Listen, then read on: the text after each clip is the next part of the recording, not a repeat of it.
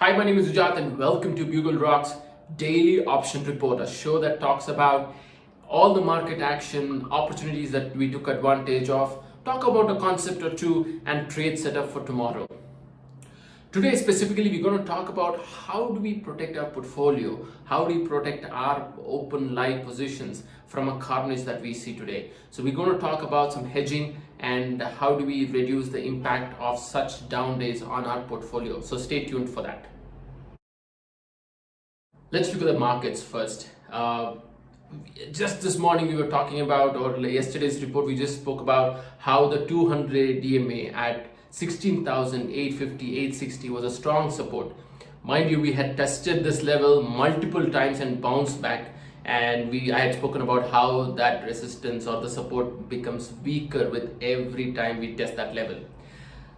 Just when the markets were opening, there were news that Russia had in fact invaded Ukraine, and guess what? We catapulted and opened significantly below that 200 DMA. In fact, we opened very close to our second support level, which was at 16,600. Just during midday around 11 o'clock, there seemed to be some optimism, Nifty kind of retreating and trading very close to that 16,700 levels. And since there was some open interest at 16,600, briefly it seemed like that 16,600 we would honor that support level. But once that was given in, there was no looking back. There was no other major hurdles, and we ended at the low point of the day, 16,200. We've also wiped off about 5.5% on Bank Nifty. Not a single stock on Nifty was in the positive. Again, it goes back to the premise that when stocks are in a bull run, there is all this correlation with beta that we all talk about. But on days like this, when the markets is in a downswing, the correlation of all stocks become 1. So every stock in Nifty was down considerably, anywhere between 3 to 5%. Global markets are not looking great as expected. Things have gotten worse in Europe.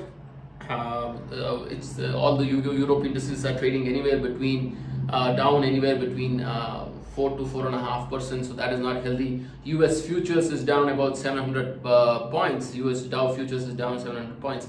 But I think by the end of the day, I think we might see more red on the US stock indices. Crude has hit that 3-digit mark, and that is going to have severe repercussions across the globe, especially for countries like India. Natural gas prices have gone up, so that will impact even the developing countries as well. So global picture does not look very good. But what history suggests is, and what we have seen with COVID as well in the second wave of COVID, that markets, once the incident has happened, when the actual incident has occurred, the uncertainty is removed. And sometimes the market is, because markets are forward looking, it just moves on, and I just wonder if that is going to happen this time with our markets. On such a day, rather than focusing on how we took advantage of the market and which gave us positive outcomes, I rather focus on a critical element that's probably on everybody's minds. How do I protect my portfolio? How do I insure my portfolio? How do I limit my losses in the portfolio? The portfolio can be an option portfolio or a stock portfolio. We're all sitting on some really good stocks and everything is headed downward. So how do I minimize the loss? Add to this, there's a lot of uncertainty, right? We still don't know where the European markets will end, where the US markets will end. We don't know what the situation on ground zero is. There could be a lot of news flow overnight that could severely impact our markets.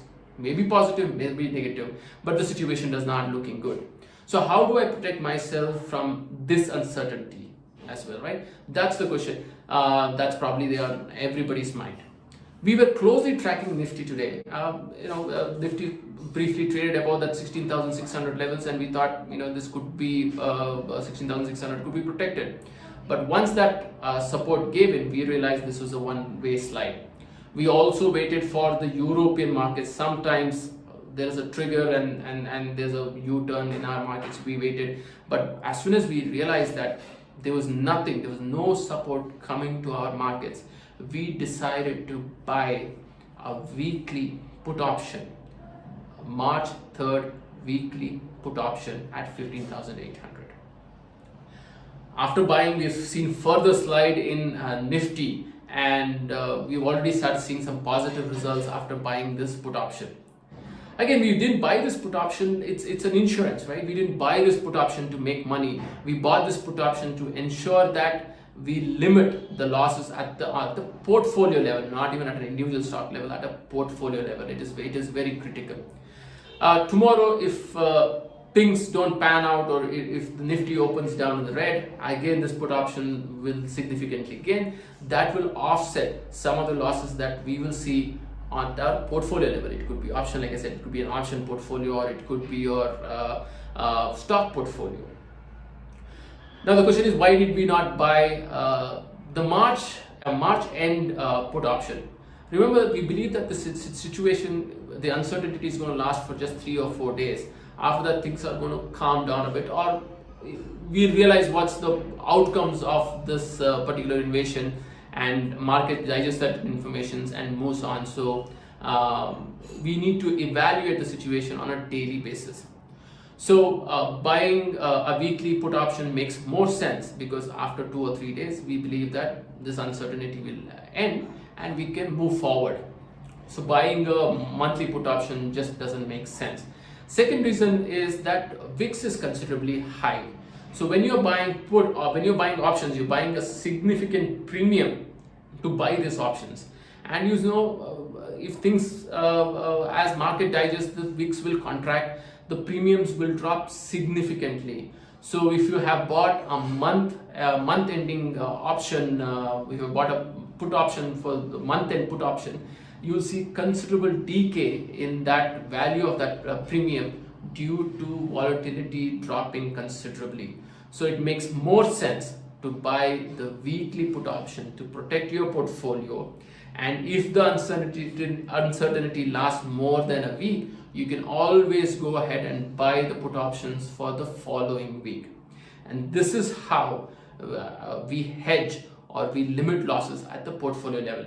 Again, we are not looking, this is like insurance, right? We are not looking to make money from this by buying this put option. This is only to hedge, insure our portfolio.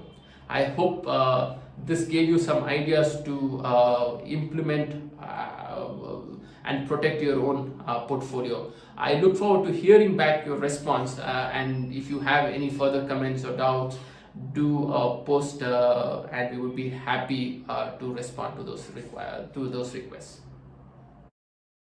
Downtrending days such as today, when the VIX shoots up considerably, the market provides ample opportunities for trading. We obviously took advantage of those, and there were some really good positive outcomes. Today we wanted to focus more on protecting the portfolio rather than talking about the trades and the positive outcomes.